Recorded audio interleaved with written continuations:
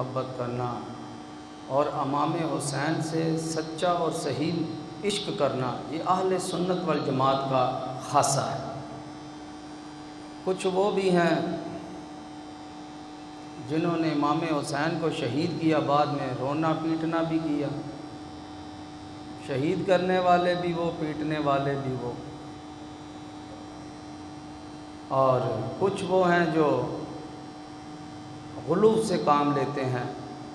افراط و تفریط کے شکار ہیں۔ کچھ ایسے بدبخت ہیں جو امام حسین کو باغی کہہ دیتے ہیں، ایسے بدبخت بھی موجود ہیں، اور کچھ ایسے بدبخت بھی ہیں جو یزید کو بھی شہزادہ کہہ دیتے ہیں، کچھ ایسے بدبخت بھی ہیں جو یزید کو، امام حسین کے دشمن کو امیر المومنین بھی کہہ دیتے ہیں۔ تو بہرحال اپنے اپنے فلسفے ہیں میں، لیکن میرے حسین نے اپنا ایک فلسفہ دیا ہے۔ امام حسین کا یہ فلسفہ نہیں ہے کہ میرا ذکر سن کے روتے رہو، پیٹتے رہو، سینہ کوبیاں کرتے رہو بس، اور محفلیں گرمائی رکھو اور دہاڑیاں لگائی رکھو۔ امام حسین کا فلسفہ الگ ہی فلسفہ تھا۔ امام حسین کا یہ فلسفہ نہیں ہے کہ میرے نام پہ روٹیاں اب لگا لو۔ امام حسین نے شہادت تو بغیر بھوک پیاس کے بھی ہو سکتی تھی، شہادت تو بغیر بھوک اور پیاس کے بھی ہو سکتی تھی، لیکن امام حسین کی شہادت میں بھوک اور پیاس کا خاص طور پہ اس لیے ذکر رکھا تاکہ پتہ چلے حسین کا ماننے والا روٹیوں کی خاطر دین نہیں بیچتا۔ حسین کا فلسفہ ہے اپنا ایک، وہ جرت اور بہادری اور غیرت اور حمیت پہ مبنی فلسفہ ہے۔ اللہ سے سچی محبت، توحید کے علم کو بلند کرنے والا، عقیدہ رسالت کو بلند کرنے والا، حضور نے جو ذمہ داری لگا دی اس ذمہ داری کو نبھانے والا، اور قرآن پاک کی عملی تفسیر کر کے دکھانے والا، قرآن پڑھنے والا، اس کو سمجھنے والا اور اس کی عملی صورت کو بیان کرنا، یہ حسین کا فلسفہ ہے۔ کچھ دو صرف رونے کی پوسٹیں کرتے رہتے، رونے کی۔ تو میرے اندر سے آواز آئی، اور بے وقوف آدمی، حسین تو کربلا میں نہ رویا۔ بات تو حسین کی ہو رہی ہے نا جی۔ حسین نے تو یہی تو یزیدیت چاہتی تھی کہ حسین رو پڑے، یزیدیت نے اسی لیے بھوکا اور پیاسا رکھا اور ظلم و ستم کی انتہا ڈھائی، حالانکہ وہ پہلے سب سے پہلے امام حسین کو شہید کر سکتے تھے، بغیر بھوک اور پیاس کے بھی شہید کر سکتے تھے، لیکن ان کی خواہش تھی کہ حسین چیخ اٹھے، حسین چلا اٹھے، حسین واویلا کر دے، حسین ماتم کر دے۔ پورا میدان کربلا پڑھو، 71 اپنے پیارے شہید کرا دیے، لیکن حسین نے ماتم نہیں کیا، حسین نے ماتم نہیں کیا۔ حسین نے اس کے بعد بھی حسینیت دکھائی ہے، اور آپ حق کی خاطر پھر بھی لڑے، نہ آنسو بہائے، نہ واویلا کیا، نہ ماتم کیا، نہ چیخ و پکار کی، نہ سب و شتم کیا، بلکہ حسین اپنے اسی مشن پر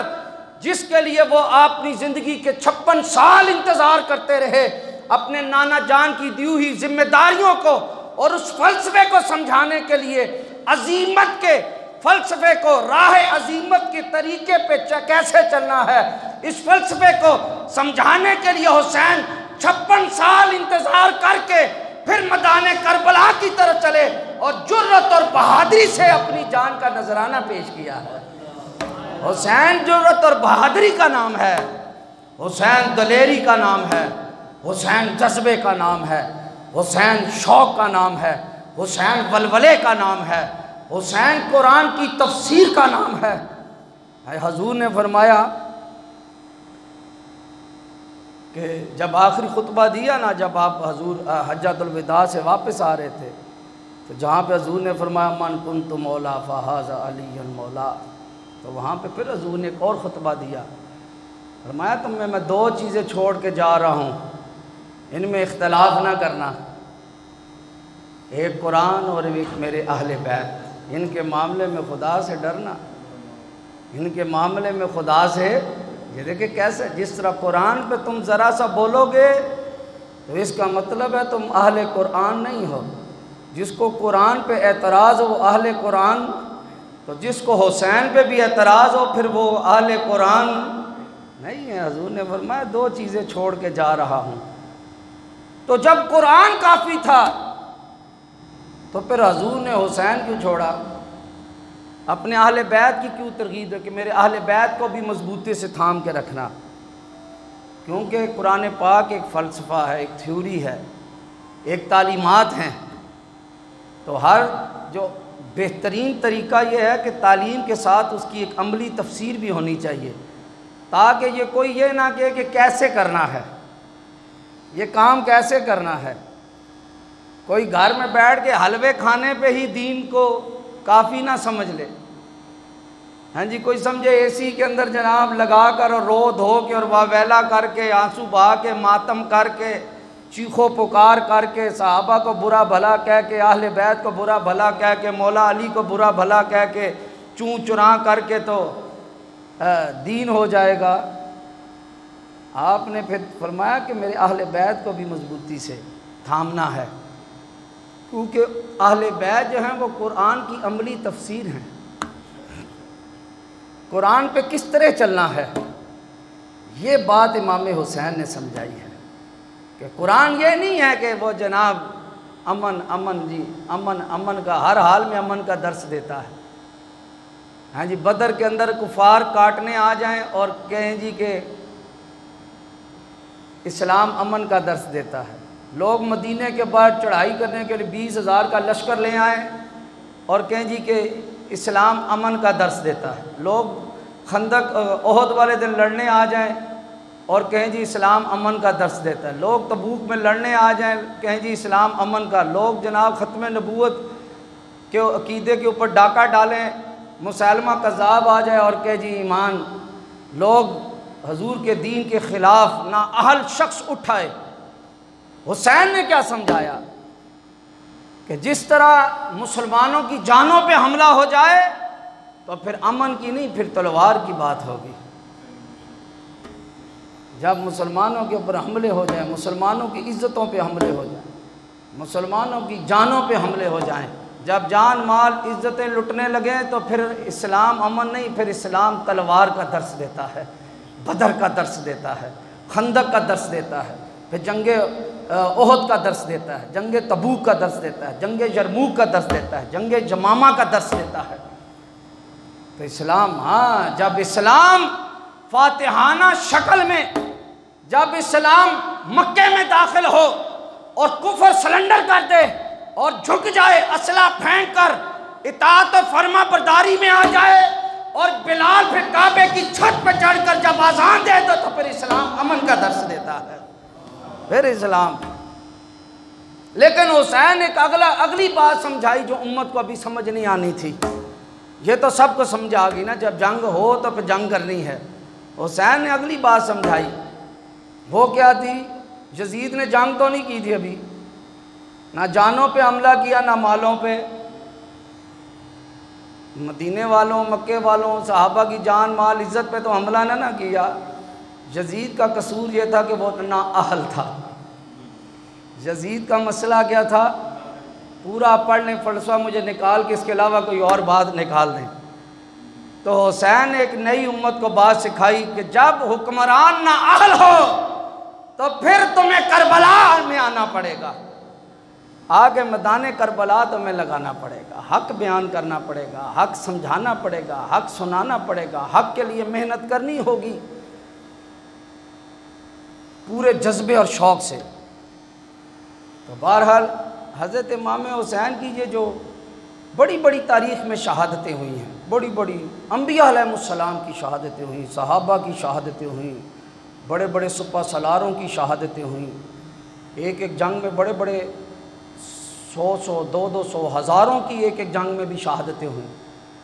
لیکن کسی شہادت کو، کسی مارکے کو وہ شہرت نہیں ملی جو کربلا مارکہ کربلا کو ملی۔ اس کی ایک وجہ تو یہ ہے کہ مارکہ جو کربلا تھا نا، حضرت امام حسین کی شہادت، یہ اصل میں حضور کی شہادت ہے،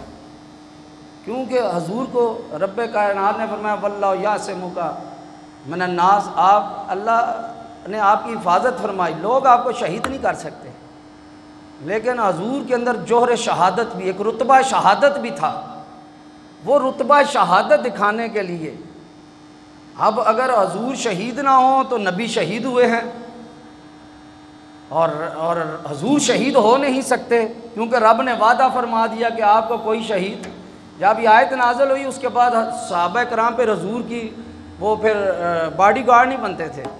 پھر صحابہ کرام نے پہرے چھوڑ دیے، پہلے رات کو پہرا دیا کرتے تھے گھر کے باہر ارد گرد،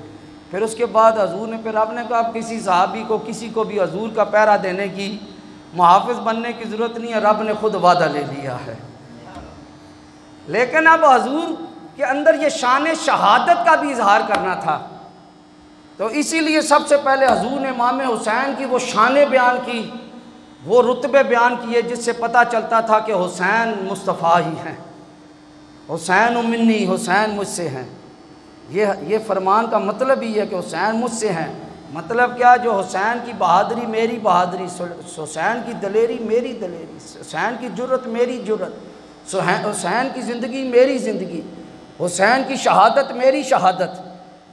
حسین کا ولولہ میرا ولولہ، حسین پہ آنے والے مصائب مجھ پر آنے والے مصائب،